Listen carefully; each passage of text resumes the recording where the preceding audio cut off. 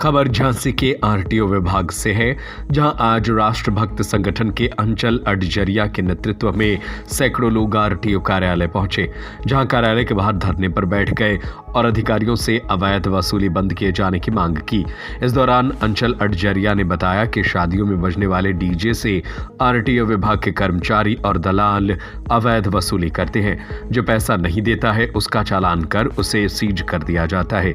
इसके साथ ही अवैध बस स्टैंड पर अभी तक कोई कार्रवाई नहीं की गई है, जबकि उत्तर प्रदेश के मुख्यमंत्री के निर्देश हैं कि कहीं भी अवैध बस स्टैंड संचालित नहीं होंगे। फिर भी जगह जगह अवैध बस स्टैंड चल रहे हैं।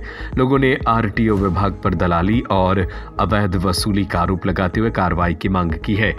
देखिए क्या है, हमारे मुख्यमंत्री जी कह रहे हैं कि किसी भी जगह पर अवैध स्टैंड नहीं चलेंगे, और झांसी भर में जगह जगह आप देखिए इलाइट के ऊपर जगह जगह बसें खड़ी हो रही हैं, अवैध स्टैंड है। बस स्टैंड चले जाइए, वहाँ पर इको चलती हैं हो रही कि उनको कोई नहीं टच करता है। इसी तरह से मैजिकें खड़ी हुई हैं, अवैध स्टैंड चल रहा है, उनको कोई टच नहीं करता है।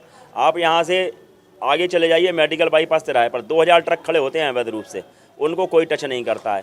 लेकिन आज हिंदू समाज की शादियां आती हैं तो शादियों में जो डीजे लगते हैं, डीजे शादियां नहीं होने दे रहे, उन डीजे वालों को पकड़ के उनको बंद कर रहे हैं। भैया तो जिस तरह से अवैध स्टैंड इतने सारे लोगों को चलवा रहा है, तो इसी तरह से डीजे भी अवैध तरीके से चलवा दो अगर आपको चलवाना है। और अगर कुछ है आपको तो इनका सॉल्यूशन करो। जब तक ये सॉल्यूशन नहीं होगा, जब तक ये सारे के सारे लोग यहाँ पर बैठे हुए हैं यहीं पर बैठे रहेंगे। इनका सॉल्यूशन चाहिए, क्योंकि गरीब लोग हैं, ये 10, 12, 15 हज़ार रुपये महीने का कमाते हैं, 10,000 रुपये का।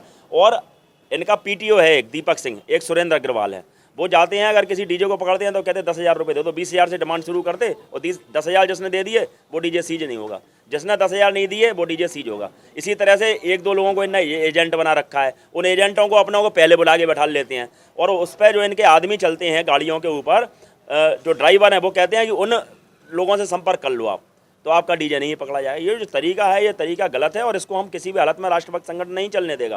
पहले भी हमने आके समझाया था तो उन्होंने कहा था नहीं ऐसा कुछ नहीं होगा। आप कभी भी जाकर के बना लीजिए वीडियो, कितने सारे ओवरलोड ट्रक चल रहे हैं, कितने ओवरलोड ट्रक खड़े होते हैं, सिर्फ वसूली के अलावा कोई काम नहीं है इनका। और इस कार्यालय के अंदर एक कर्मचारी पर 5-5 कर्मचारी अवैध रूप से लगे हुए हैं, उनके ऊपर किसी का कोई ध्यान नहीं है।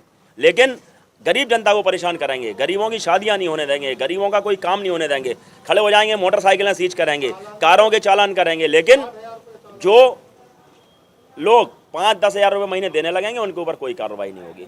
ये निश्चित रूप से बहुत शोभनीय है और सोचनीय विषय है। हम आना नहीं चाहते थे, लेकिन मजबूरी में हमको आना लगा, और इसको हम बंद करा करके रहेंगे चाहे कुछ भी हो जाए। झांसी से रवि परिहार की रिपोर्ट।